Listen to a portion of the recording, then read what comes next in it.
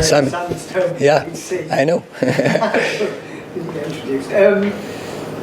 It's the last game of this part pre-season. Do you feel as though you've made the progress you wanted to? Do you feel you're further ahead than you thought you might be? Where are you? I find it always difficult to answer such questions. In football, yeah, how far you can be. In the end, is you construct a team that's ready for the league start, and I think I said it before that I know in the first half of the season a non-team is playing the best, but it's about getting the right constructions, and but you need results. So what we built in those weeks, we need a platform from where we can start, and that's good constructed that we can get the results. Erik, Sunderland from Manchester News. You said in your press conference in Bangkok that the midfield and the attack were priority positions to strengthen in the transfer market. Are the club any closer to any additions in those areas, and how many more signings would you like before the transfer window closes? We signed Eriksen for the midfield department, so we are really happy with that. And yes, I'm really happy also with the performing from our midfield and our offense department in this moment. But I also know this season we talk about in Bangkok and in Melbourne as well is a lot of games, the World Cup. So we need more options.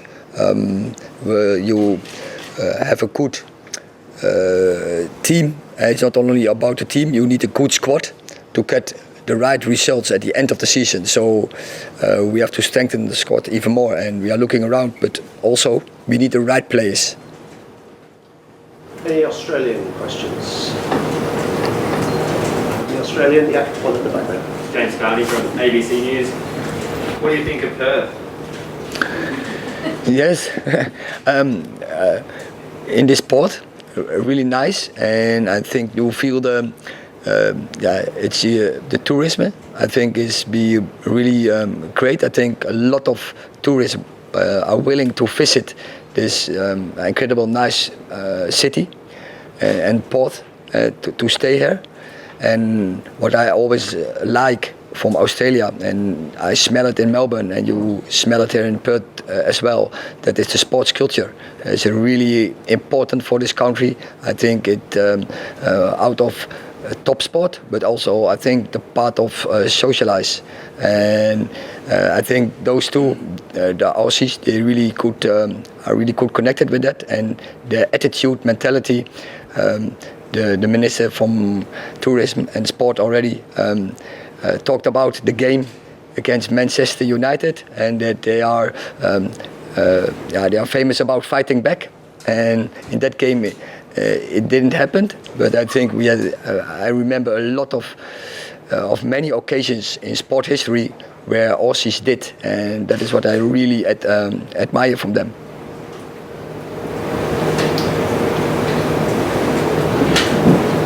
Erik, Simon Peach behind the camera. I just wanted to ask about some of the younger players perhaps haven't got as many minutes. There's Garnacho and players like that. Are you going to give them a run out tomorrow? And also with Harry Maguire, it was the first time we've spoken to you since Melbourne. Were you impressed by the way he reacted to the negative reception from the crowd at the start of the match? Yeah, we have a squad here, and as you know, we don't have a lot of time.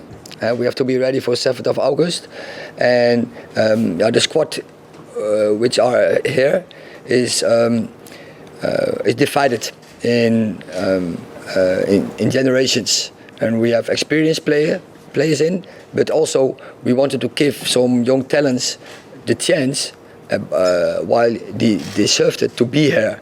And of course, I cannot give all the young players the chances they maybe deserve because we have to construct a team. But it's good to have them in. I see them daily in the training, so I get really good impression from them. And from there on, we can develop them by good plans. And that is the idea. So not all the youngsters have their K minutes. I have to set priorities. But in the future, they will play an important role. in my thinking for building Manchester United. And the other questions you had, about Maguire, we heard, but you see if you perform, then it slows down. And I think he was the team and Harry Maguire, they impressed by the way they play, and then it quits. Hello, Erik. Andy Mitten, United Beast and the Athletic. Can I ask you about Fred, the type of player you think he is, what his strengths are, playing in the various systems that you like to use?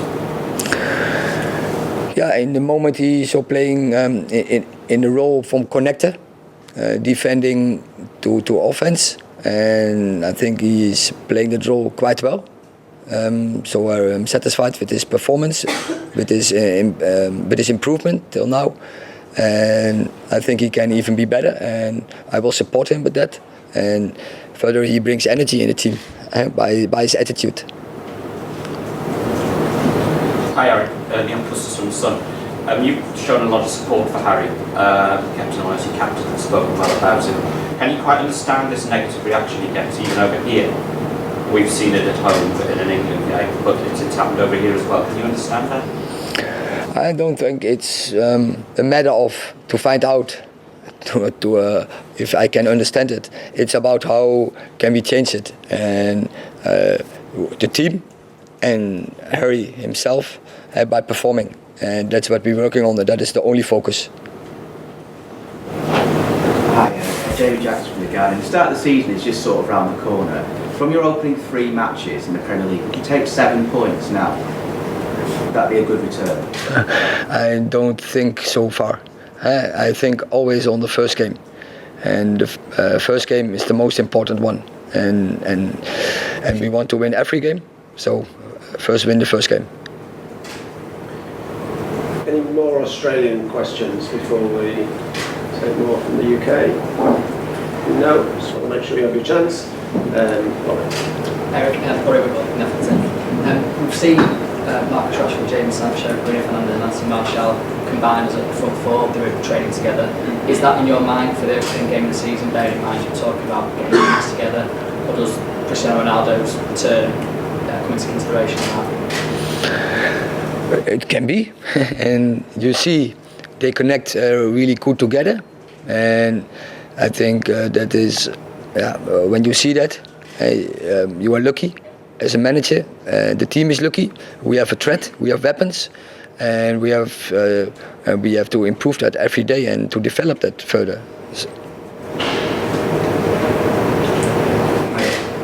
Hi Erik, Rob Dawson from ESPN. When Louis van Gaal came on his first tour, he was quite critical of the travel and the commercial side of things that has to go around these tours. I was just wondering, in terms of how you prepare your players for a new season, how have you found that? Have you found that you've been able to focus on football and that everything else has kind of just been sidelined a little bit? Yeah, I think it's part of nowadays football, and you have to accept it as a manager, as a team, and you have to get the best out of it, and that is what we did. I think it's great for the team spirit to so long you are together, and so you can really improve that to develop that, and you have a lot of time to work on your team because you are so close together. And I would say, it's just great. I would say to have that experience, also to come in nice cities as Bangkok, Melbourne, now in Perth. You're not every day you're coming in, but there are also disadvantages. It's clear. But you, as a professional, you have to deal with certain things who are decided, where you don't have influence on, but where you have influence on, is on your game, and that is our focus point. One at the back. Hi, Lockie Reid from Channel 10. This game's been sold out pretty much since it's been announced. What sort of show can Perth fans look forward to tomorrow night? Show? You never. That is, we have the intention to play brilliant football. Only one thing: we have an opponent every time they don't cooperate. So first is about that we, in our philosophy, we want to play attacking football, and proactive football. And I know the opponent from tomorrow is a really tough opponent, so it's a really great test. So in that sense, Spurs is really lucky. Erik, David McDonald from the Daily Mirror. Are you any clearer as to when Cristiano Ronaldo will be returning for pre-season in Manchester? Do you have an update on that? No, it's the same as last week. And are you not concerned that the longer he stays away, the less time he has available to be fit for the start of the season? Of course, but concerning is maybe that's not the right word. I focus on the players who are there, and they are doing really well. They are in a good shape, and I will further focus on that and develop that. And I cannot wait. Is she coming in, and then we will integrate them. Erik, Paul Hurst from the Times. You brought a lot of academy players with you on this tour. Do you think that they will be able to help you? Are they kind of like up to Premier League standard if you do need them this season? We have to wait. If that's the case, and I think they need some development, and we're working day by day on that. But that will not come overnight. That takes time. It takes patience. Young players, but if they show they can have an impact, then I'm the manager who throw them in. Erik, hi, James Hooker from the Daily Telegraph. Are you at all concerned about your shortage of options in attack going into the new season, because you would appear to be maybe one injury away from trouble in those positions? Yeah, that is a reason, but also the number of games. So you need more options in offense. Clear. For you, is it vital that the club do add in that department before August 31st? I think it's vital if you want to get success. The season is really long, and but we also have still time to fill that in. Okay, we've got time for two last questions. One here in the front. Hi Erik, Adam Stock, United stands. One signing here training with you so far, does it make your job more difficult not having the players that you want here on tour training with you now, considering the likes of City, Spurs have all their signings in place and on tour training with them now? It's definitely an advantage, and I would have been in that situation, but it's not. And then you have to deal with the situation, and then you develop the team with the players you have, and I think we do. So back in Manchester, Eriksen, Martinez will join in, and then we have more options, and I think they can quite quickly integrate in the team. And Martinez and Eriksen will be joining yourself on in Oslo, Norway. We will set conclusions when we are back in Manchester. Then we have some days to train, and then we will make our choices. Last one in the front here. I'm Kohler from Stretford Paddock. Just in regards to Hannibal Medbury and James Garner, we haven't really got to see much of them on his pre-season tour. I know James Garner was injured. What are your plans for them for the coming season? I know we've had similar questions, but is James Garner going to go back out on loan? Will he be part of the first team? And similar question for Hannibal Medbury. James Garner, he just integrated in training this week, so I haven't seen him. I don't have, let's say, a fully impression from him. So I want to see more, and then I can answer the question, and then we will make conclusions and decisions.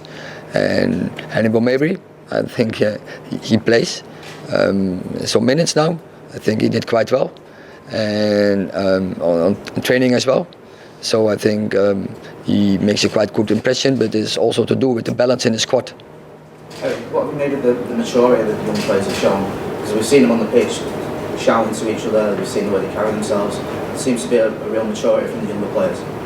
A real what? Maturity. A maturity, like their experience, the way they carry themselves. I think they do well, but I also know the standards in the Premier League, European football, are really high, and it's always about are they all ready to take the responsibility to play, to contribute, or do they are they conscious of that situations? And that is what I have to approve, and then I will take my decisions. But that they have potential, some of them is quite clear.